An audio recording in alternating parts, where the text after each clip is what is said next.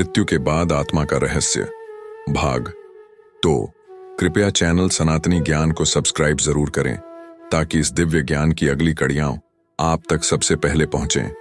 आत्मा का घर लौटना। यमराज ने नारद जी से कहा, हे देवर्षि, मृत्यु के बाद आत्मा सबसे पहले भ्रम में होती है, लेकिन जैसे ही पहला दिन समाप्त होता है आत्मा को एक खिंचाव महसूस होता है। यह खिंचाव उसे अपने घर की ओर खींच ले जाता है। मृतक की आत्मा 24 घंटे बाद अपने ही घर लौटती है। वह अपने प्रियजनों के बीच खड़ी होती है, उनकी बातें सुनती है, उनका रोना देखती है।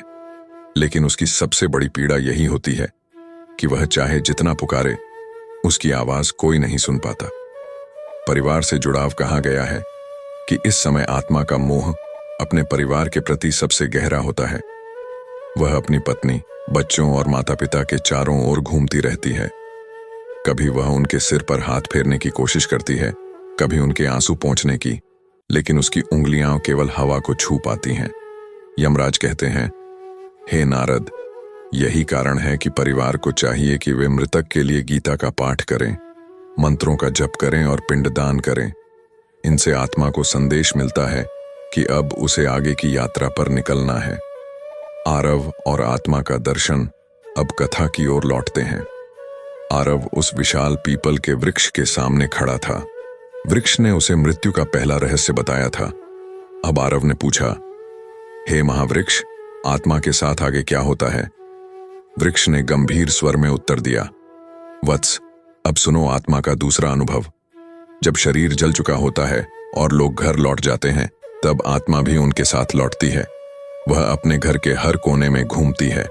वह अपने बिस्तर पर बैठने की कोशिश करती है, अपने प्रिय बर्तनों और वस्तुओं को छूने की कोशिश करती है, लेकिन उसे समझ नहीं आता कि वह केवल एक छाया है। यही उसकी सबसे बड़ी पीड़ा है। दूसरी पहेली वृक्ष ने आगे कहा, वत्स, यदि तुम आगे का रहस्य सुनना चाहते हो तो मेरी दूसरी पहेली का उत्तर दो। पहेली थी, मैं बिना पंखों के उड़ता हूं, बिना पैरों के चलता हूं, बिना मुंह के गाता हूं और बिना शरीर के हर जगह पहुंच जाता हूं। बताओ मैं कौन हूं? आरव ने कुछ देर सोचा, फिर उसने मुस्कुराते हुए उत्तर दिया, वह है हवा। हवा ही बिना पंखों के उड़ती है, बिना पैरों के चलती है और बिना शरीर के हर जगह पहुंच जाती है। वृक्ष प्रसन्न हुआ और बोला, सत्य है। अब सुनो आत्मा का अगला रहस्य। आत्मा का दूसरा अनुभव। वृक्ष बोला, जब आत्मा घर लौटती है तो वह देखती है कि उसके परिवारजन उसकी मृत्यु पर शोक कर रहे हैं। कुछ रो रहे हैं, कुछ उसके लिए हवन और पूजा कर रहे हैं।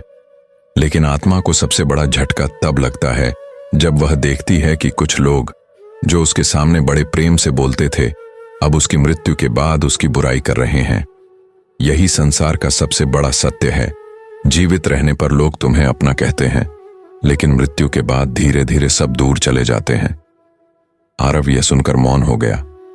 उसे समझ आया कि मनुष्य का सबसे बड़ा मोह उसका परिवार और संसार है, और मृत्यु के बाद आत्मा को इन्हीं से सबसे पहले अलग होना पड़ता है। पितरों का आशीर्वाद। वृक्ष ने कहा, वत्स, यदि मृत्यु के बाद घर वाले श्राद्ध, पिंडदान और तर्पण करते हैं तो आत्मा को बहुत शांति मिलती है। उसके पितर उसका स्वागत करते हैं और कहते हैं, वत्स, अब हमारे लोक की ओर आओ।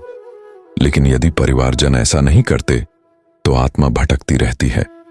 कभी घर के आंगन में, कभी पेड़ पौधों में, तो कभी सपनों में वह अपने परिजनों को संकेत देती है। आरव का संकल्प यह सुनकर आरव ने प्रणाम किया और कहा, हे महावृक्ष, अब मुझे समझ आ रहा है कि क्यों हमारे शास्त्रों में पिंडदान और श्राद्ध को इतना महत्व दिया गया है। मैं संकल्प करता हूं कि अपने पिता की आत्मा की शांति के लिए मैं इन सभी कर्मों को विधिपूर्वक करूंगा। वृक्ष मुस्कुराया और बोला, वत्स, यही सच्चा धर्म है। आत्मा का सबसे बड़ा सहारा केवल उसका परिवार और उनके कर्म होते हैं। जारी रहेगा अगले भाग में।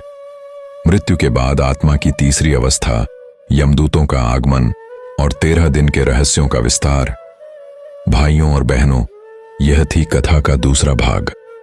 अगर आप चाहते हैं कि अगले भाग में आत्मा और यमदूतों के रहस्य तुरंत आप तक पहुंचें, तो चैनल सनातनी ज्ञान को अभी सब्सक्राइब करें।